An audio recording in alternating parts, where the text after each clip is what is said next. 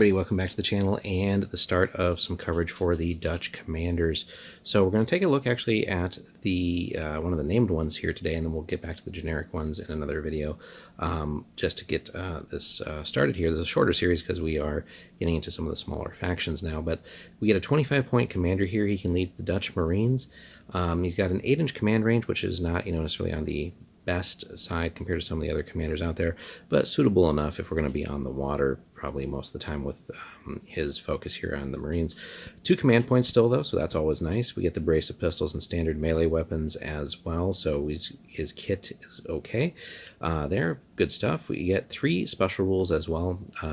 Buccaneer Tactics, Broadside, and Lead by Example. So Broadside we've seen a lot, of course, but a little bit less so on the other one. So let's see what we get for our 25-point investment here, because that's still towards the upper end of most named commanders. So let's get Broadside out of the way first, because we've seen that so many times. But all artillery fired in his activation are fired simultaneously, hence all the attacks are the same range attack, and all dice are rolled simultaneously, which then increases our chances of getting crits, of course. And really, when we're fighting on the water, that's what we're looking to do, right? We want to cause damage, of course, to the enemy ship, degrade them and sink them in most cases, but crits just let us get so much more fun stuff in, like setting them on fire, giving them other problems to deal with, right? Because the fire can spread. Same thing for flooding. We can damage their steering, maybe putting them just permanently in a bad position. Maybe we can even maneuver around them then to where they really don't have much in the way of return fire, damaging their sails and rigging, just all kinds of fun stuff. So crits are definitely, the gold mine when we're fighting on the water. Buccaneer Tactics, though, all units in this force armed with muskets gain the marksman and fast reload special rules. So another fun thing here. So, and that's really, I think, going to give us a lot of great value for those 25 points.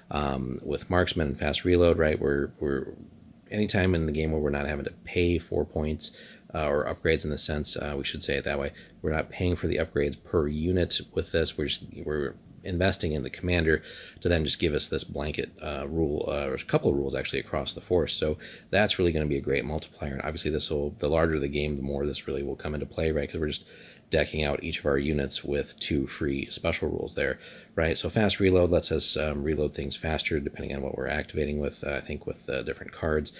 And marksman obviously is going to increase our accuracy with some re-rolling.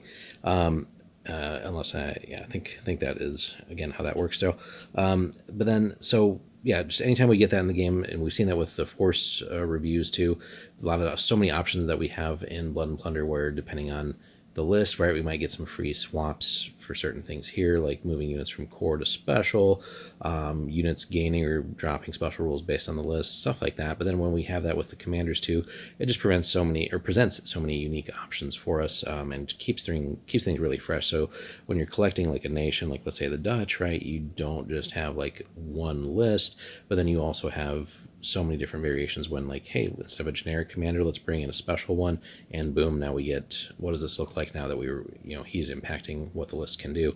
But last but not least here, lead by example. So if this unit the unit that includes the commander causes an opposing unit to be removed from the game, casualties or routing, all units in the force may remove a point of fatigue.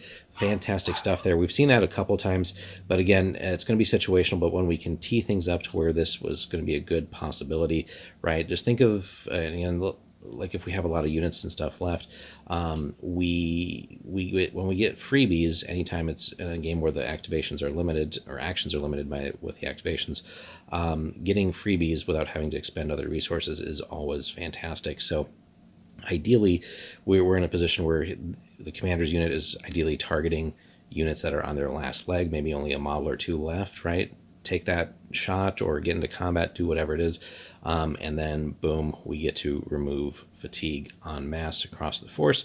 We're not having to spend command points for like rally rerolls or rallies and stuff like that, right? We're just getting that across the board. So if we can, again, put the commander's unit in a good enough position to not be overly exposed to damage, but where they can themselves cause damage. So ideally sticking him in a good unit that's capable of punishing the enemies, but putting out the damage too, is going to be a great spot. So all in all, for those 25 points, we're getting really some force multipliers here, especially these, right? Free abilities for our force, free fatigue removal, right, when it happens, and then we get one of the core naval commander abilities, really, which is having broadside as a special rule, right? There's more, so he could have had maybe escaping my brain right now, but the one that extends his command range when he's on the water. But still, for 25 points, we're getting quite a bit of stuff here.